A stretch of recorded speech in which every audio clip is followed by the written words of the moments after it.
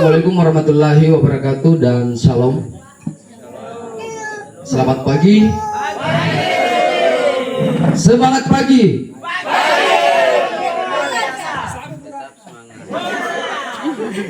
Sapu rata ya.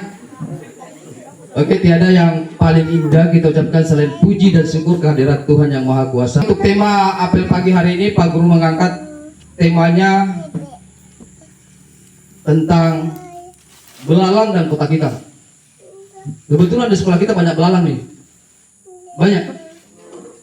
Nah, saya angkat temanya belalang dengan kotak hitam.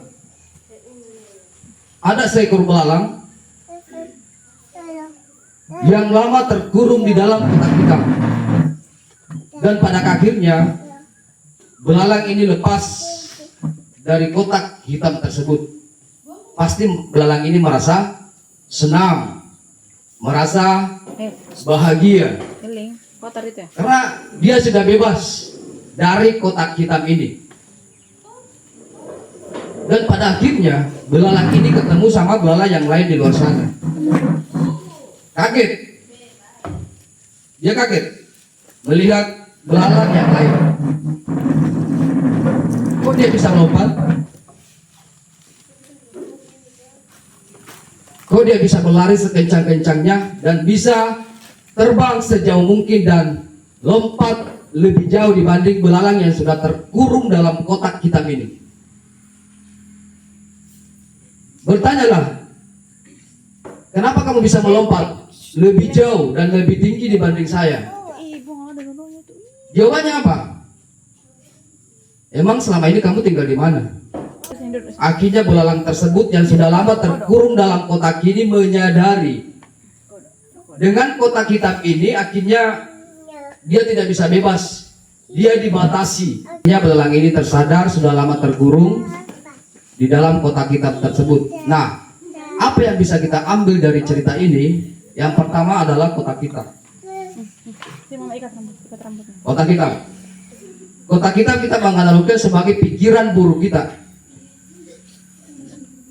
Terkadang kita melakukan sesuatu hal, tapi karena pikiran kita yang buruk, akhirnya kita tidak bisa melakukan hal-hal yang bagus.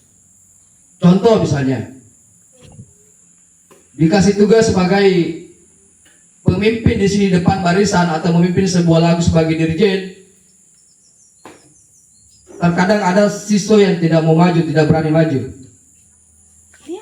Karena pikiran buruk dia, saya tidak bisa, saya tidak mampu. Pikiran-pikiran buruk yang mempengaruhi pikiran kalian, membatasi pikiran kalian untuk menggali potensi yang ada dalam diri kalian itu hilangkan. Kemudian yang berikut, contoh misalnya dikasih tugas sama Bapak Ibu guru. Terkadang ada siswa yang mengeluh, saya tidak bisa. Iya dong? Itu kenapa? Pikiran buruk kalian.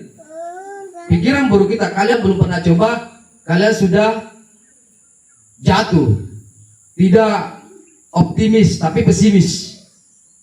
Belum lagi omongan-omongan di luar sana, nggak usahlah ikut ini, nggak usahlah ikut itu. Terkadang kita lebih percaya omongan di luar dibanding hati nurani kita sendiri. Inilah yang terjadi dalam kehidupan. Kemudian yang kedua, di balik cerita tadi antara belalang dengan kotak hitam, saya ambil maknanya alam bebas. Jadi saya mengibaratkan alam bebas ini sebagai circle. Circle itu lingkaran. Lingkaran pergaulan kalian. Jadi kalian itu bergaul juga dari hal-hal yang bagus. Jadi circle ini sangat penting. Ketika kalian bergaul sama orang-orang yang baik yang punya idealisme, akhirnya chemistry ini terjalin dengan baik.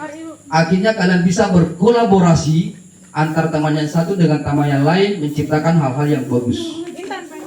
Menggali lagi-lagi kembali menggali potensi diri kalian masing-masing gitu loh.